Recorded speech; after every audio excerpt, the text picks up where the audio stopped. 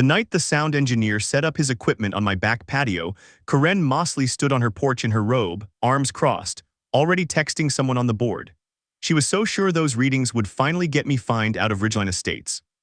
She had no idea that in exactly 48 hours, the entire HOA would be staring at a different set of numbers, her own pool pump, running 3 times louder than my wind chimes had ever been.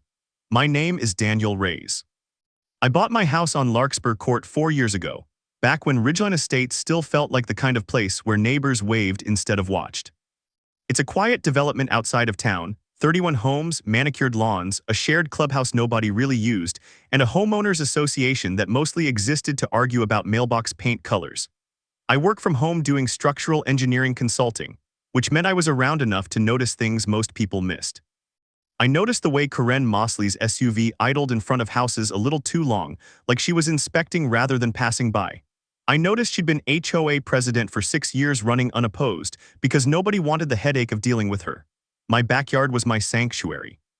After my divorce 2 years earlier, I'd rebuilt a small stone patio myself, planted a Japanese maple, and hung a set of hand-tuned bamboo wind chimes from my pergola, a gift from my sister after everything fell apart.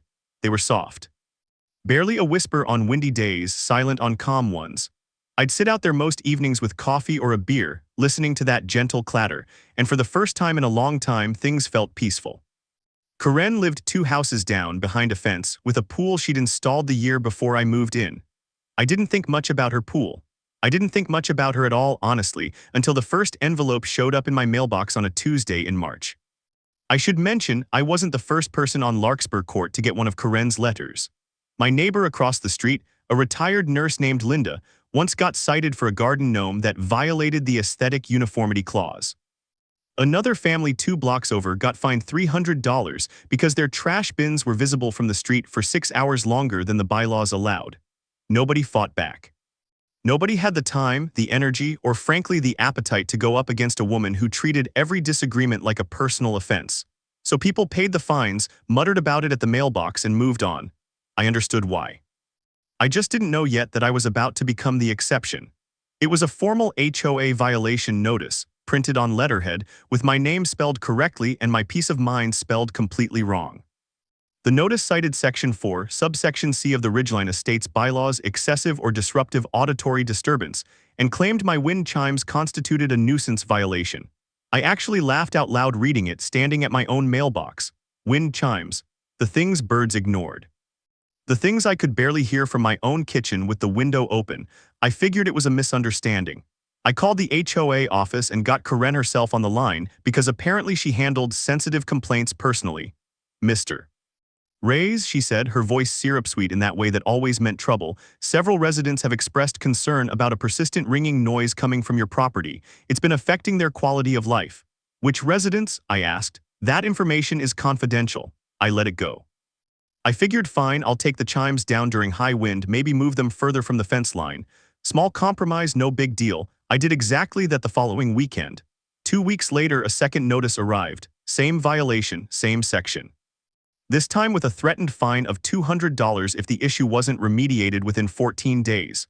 I moved the chimes again, this time indoors, hanging them just inside my sunroom window where the sound barely escaped past the glass. I documented it. I took photos. I figured a reasonable person would see the effort and back off. Karen was not a reasonable person. 3 days after I moved them indoors, I found her standing at the edge of my property line with a small handheld device, pointing it toward my house like she was hunting ghosts. "What are you doing?" I asked, walking outside in my socks. "Documenting," she said, not even looking up. "For the file. There's no chimes out here anymore, Karen, they're inside." "I can still hear something," she said, and clicked a button on her little device with the satisfaction of a woman who just caught a criminal in the act. That was the moment I realized this had stopped being about wind chimes. This was about control. And Karen Mosley was not going to stop until she had a reason to fine me, humiliate me, or both, regardless of whether the noise even existed anymore. I stood there for a second, socks getting damp on the wet grass, watching her walk back toward her own yard without another word. No apology for trespassing near my property line. No acknowledgement that the chimes she claimed to hear didn't exist anymore outside a closed window. Just the quiet certainty of someone who'd never once been told no and had no intention of starting with me. I went back inside, sat down at my kitchen table, and started reading the HOA bylaws front to back for the first time since I'd signed them 4 years earlier. Buried on page 19 under General Property Standards was a clause I hadn't paid attention to before. All mechanical equipment, including pool pumps, filtration systems, and HVAC units, must operate below 60 decibels as measured from any adjoining property line during daytime hours, and 50 decibels after 9 p.m. I thought about Karen's pool pump.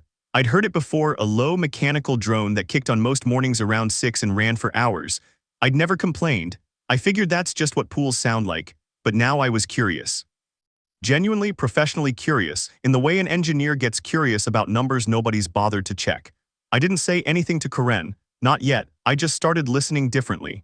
2 weeks after the ghost hunting incident, a certified letter arrived. Not a notice this time, an official violation with an attached fine of $350, citing continued auditory disturbance despite prior warnings, along with a threat that failure to pay within 30 days would result in a lien being filed against my property. A lien over wind chimes that had been sitting inside a closed sunroom for almost a month. 2 days after the certified letter arrived, I found out Karen had posted about me in the neighborhood's private online forum. The same app half the street used to sell old furniture and warn each other about coyote sightings. She hadn't used my name directly, but she didn't need to. Some residents continue to disregard repeated warnings about noise disturbances, showing a troubling lack of respect for their neighbors' peace and quiet, she wrote, right above a photo of my house taken from the street. 43 comments in 6 hours. Half of them didn't even know what the post was about. They just piled on because Karen had framed it like a moral failing instead of a wind chime. That was the post that finally made me angry instead of just annoyed. Not because of what it said about me, because I realized how many other people on that forum had probably been the anonymous subject of one of Karen's posts before, quietly humiliated in front of 300 neighbors with no chance to defend themselves. I called an HOA attorney that same afternoon, a woman named Patricia Alvarez who'd handled a property dispute for a friend of mine years back. I explained everything, the chimes, the notices, the woman with the handheld device standing on my property line. "Do you have documentation of moving the chimes indoors?" she asked. "Photos, timestamps, all of it." Good, because right now what they're describing isn't a noise violation, it's harassment with a paper trail. But if you want this to actually stop instead of dragging out for months, you need something they can't argue with. You need real measurements, taken by a certified acoustic professional, comparing your actual sound levels against every other mechanical source on that property line, including hers. That's when the idea clicked into place. If Karen wanted to weaponize decibels, I'd give her decibels, real ones. Documented by a licensed professional, cross-referenced against county noise ordinances and the HOA's own bylaws, measured not just at my fence line but at every fence line along Larkspur Court, including the one behind her pool. I hired an acoustic engineer named Robert Chen the following week. He came recommended by Patricia, experienced in residential disputes just like this one. I explained the situation, showed him both violation notices, and asked him to do a full sound survey not just of my property but the entire block, time-stamped, professionally certified, admissible if this ever escalated to a real dispute. Robert didn't blink. "Karen Mosley," he said, almost laughing. "I did a job 2 streets over from her last year. People like her usually have the loudest equipment on the block. They're just never the ones who get reported." We scheduled the survey for the following Thursday evening, right around the time Karen's pool pump typically kicked on for its nightly filtration cycle. I sent one email to the HOA board, not to Karen directly, but to the full board, including the 2 other members Karen usually steamrolled into silence. I requested a professional noise assessment be conducted on Larkspur Court to ensure fair and consistent enforcement of Section 4, Subsection C across all properties, mechanical and otherwise. I copied Patricia. I copied the HOA's own management company.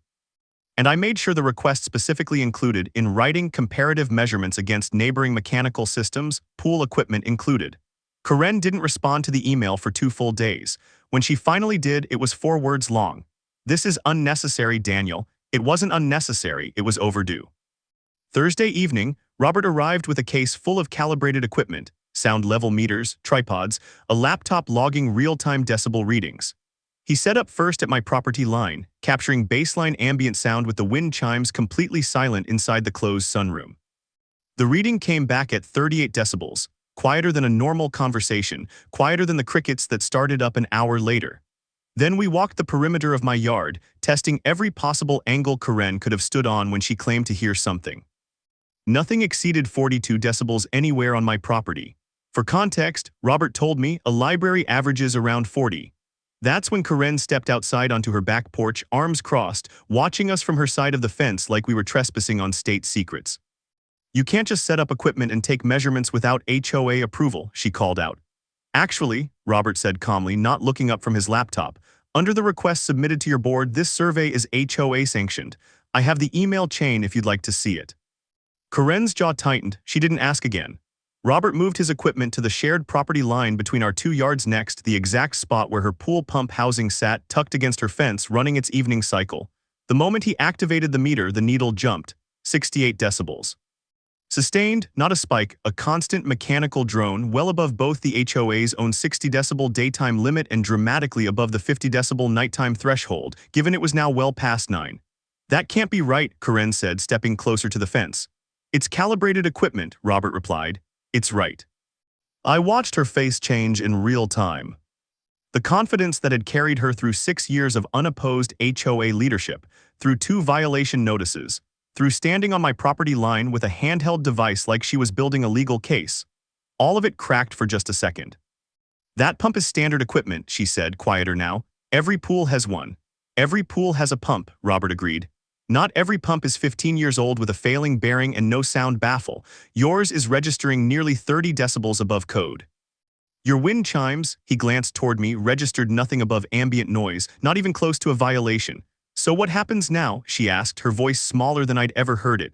"Now it goes to the board," Robert said, packing up his tripod. "Same as your complaints against him did." "That's different," Karen said quickly. "Is it?" I asked. It was the first thing I'd said directly to her in almost 20 minutes. "You filed 2 notices and threatened a lien over something that measured 38 decibels. Your own equipment is registering at 68 after 9 at night, 30 feet from 3 different bedrooms. I'm not asking for anything you didn't already ask for. I just did the part you skipped. I actually measured it." Karen didn't say anything else. She turned and walked back inside, and I heard her sliding glass door shut a little harder than necessary.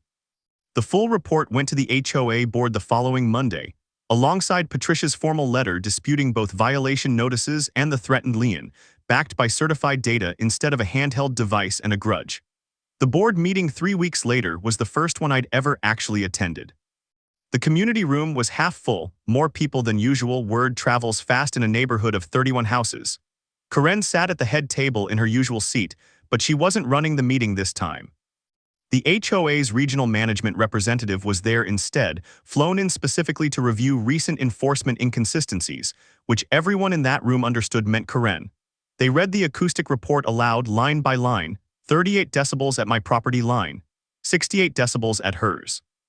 The room went quiet in that particular way rooms go quiet when everyone's doing the same math at the same time.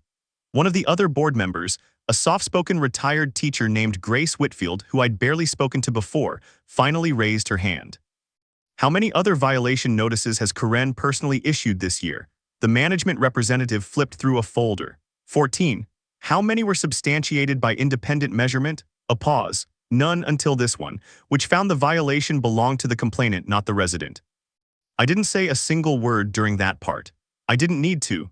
The data said everything I'd spent 2 months trying to explain to a woman who'd already decided I was guilty before she ever knocked on my door. The board voted that night to dismiss both violation notices against me, wipe the threatened lien entirely, and require Karen's pool equipment be brought into compliance within 30 days, replaced or professionally baffled, at her own expense. They also passed a new policy, effective immediately, requiring any future noise complaint to include a certified decibel measurement before a violation could be issued at all. No more handheld devices. No more hunches. No more Karen standing on a fence line deciding what counted as disruptive based on nothing but her own mood that day. Karen replaced her pool pump within 2 weeks. I know because the drone finally stopped. I could hear the difference from my own patio the very first evening. She never apologized, not directly, not once. But she also never filed another complaint against anyone on Larkspur Court for the rest of the time I lived there. Word got around fast about the 14 unsubstantiated notices, and at the next board election she didn't run again. Grace Whitfield did and won, unopposed this time for entirely different reasons. Linda, the retired nurse who'd been fined over the garden gnome, told me at the mailbox a few weeks later that she'd requested her own violation be reviewed under the new certified measurement policy. The board reversed it and refunded her fine in full. The family with the trash bin citation did the same. By the end of that summer, 3 more residents had come forward with old complaints they'd quietly paid rather than fight, and the board ended up refunding almost $1,400 in fines that never should have been issued in the first place. I hadn't set out to fix the whole neighborhood. I just wanted to keep my wind chimes.